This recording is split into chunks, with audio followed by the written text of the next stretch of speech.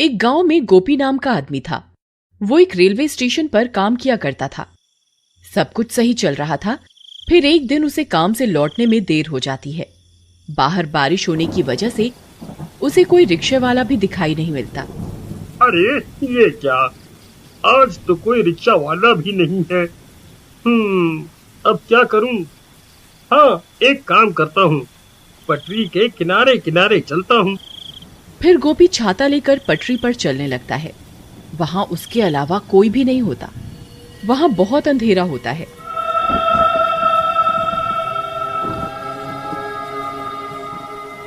हे भगवान, यहाँ तो बहुत अंधेरा है। कहीं मैंने इस रास्ते से आकर कोई गलती तो नहीं कर दी? तभी पीछे से कोई उसका नाम पुकारता है, गोपी गोपी। अरे मर गए रे, यहाँ तो कोई भी नहीं है। फिर पीछे से मेरा नाम कौन पुकार रहा है? क्या करूं? फिर गोपी पीछे मुड़कर देखता है तो वहाँ कोई भी नहीं होता।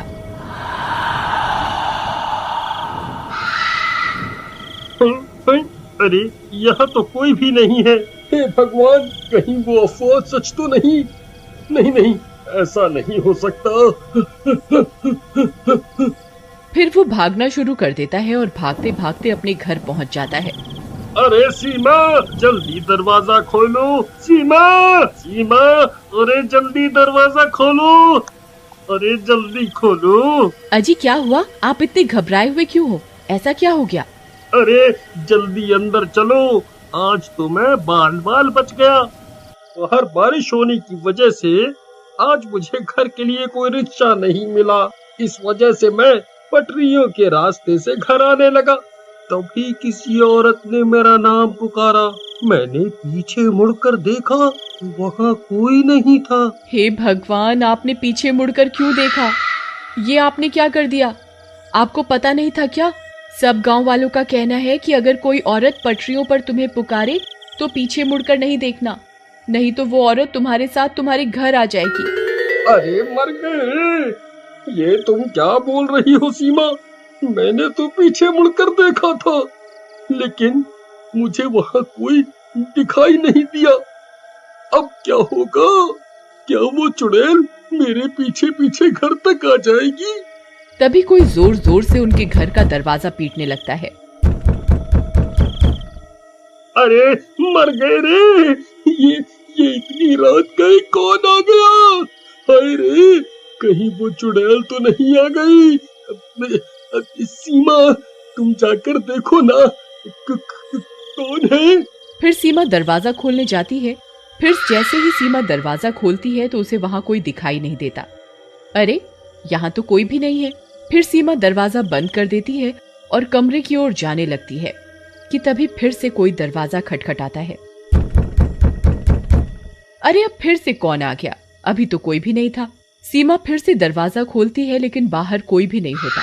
लगता है कोई बच्चा शरारत कर रहा है। फिर सीमा दरवाजा बंद कर लेती है, लेकिन बाहर कोई गोपी का इंतजार कर रहा होता है। उसे इंतजार होता है गोपी का। अरे सीमा, लगता है कोई शरारत कर रहा है। तभी फिर से दरवाजे पर दस्तक होती है। सीमा, इस बार मैं जाता हूँ, तुम यहीं रुको। अभी इन बच्चों को सबक सिखाता हूँ। फिर गोपी दरवाजा खोलने जाता है और जैसे ही दरवाजा खोलता है उसकी आंखें फटी की फटी रह जाती हैं। तभी गोपी की चीखने की आवाज आती है। अजी अजी क्या हुआ? आप ठीक तो है ना? फिर सीमा भागते हुए दरवाजे पर जाती है, लेकिन गोपी का कोई नामो निशान नहीं होता। हे भगवान, ये कहाँ चले गए? तभी एक गांव वाला सीमा के घर के पास भागता हुआ आता है। अरे सीमा बहन, अनर्थ हो गया।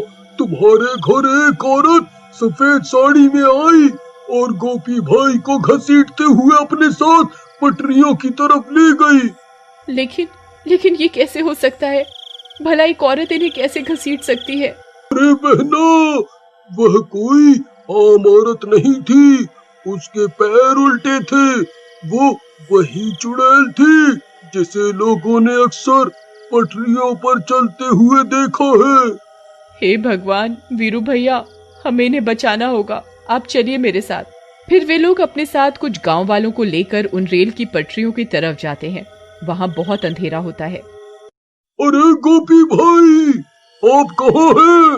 गोपी भैया, क्या आप मुझे सुन सकते हैं? अरे भाइयों, मैं यहाँ हूँ, इधर देखो आगे की तरफ, मुझे बचाओ, कोई मेरी मदद करो। अरे ये तो गोपी भैया की आवाज है, ये तो सामने से आ रही है, चलो भाइयों। फिर वे लोग दौड़ते हुए गोपी की आवाज का पीछा करने लगते हैं और कुछ ही देर में वहां पहुंच जाते हैं। वहां पहुंचकर उनकी आंखें फटी की फटी रह जाती हैं। चुड़ैल ने गोपी को रेल की पटरियों के बीच गाड़ रखा होता है। गोपी का सर बाहर होता है और बाकी का शरीर जमीन के अंदर होता है। अरे गोपी भाई, ये आपको किसने जमीन के अंदर गाड़ दिया? अरे भाई, मेरी मदद करो, उस चुड़ैल ने मेरी ये हालत कर दी है, वो यहीं आसपास ही है, जल्दी से मुझे बाहर निकालो, कहीं कोई ट्रेन आ गई तो मैं नहीं बचूंगा।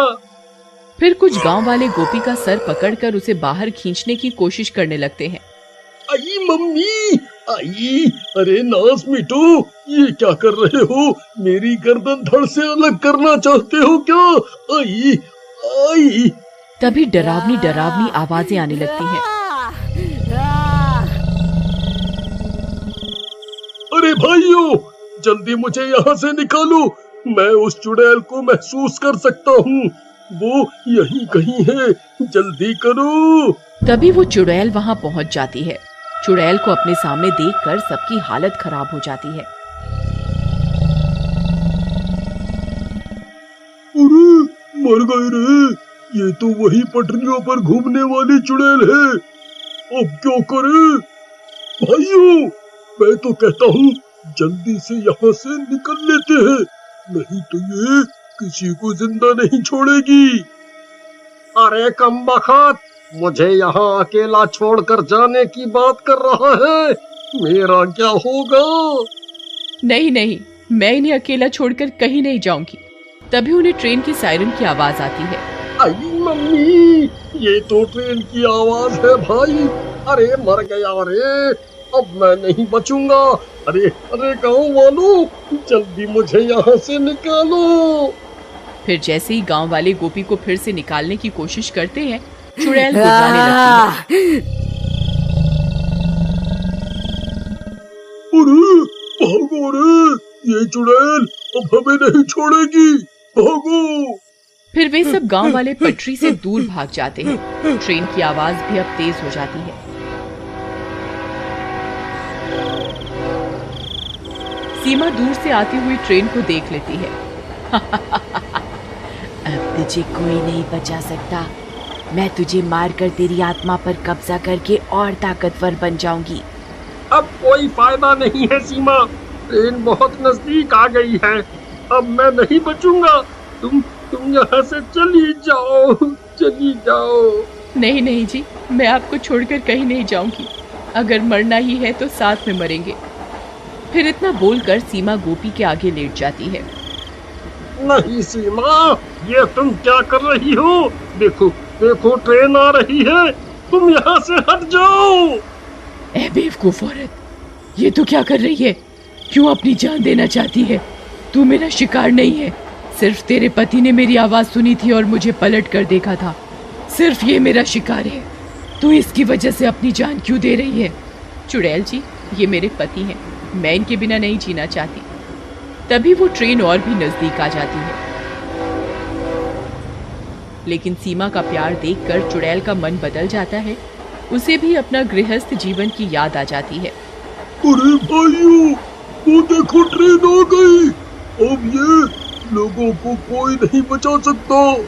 तभी वो चुड़ैल अपना हाथ उठाती है और अपनी शक्तियों से ट्रेन को रोकती है। अरे वाह वाह वाह वाह, सीमा, ट्रेन रुक गई, हम तो बच गए।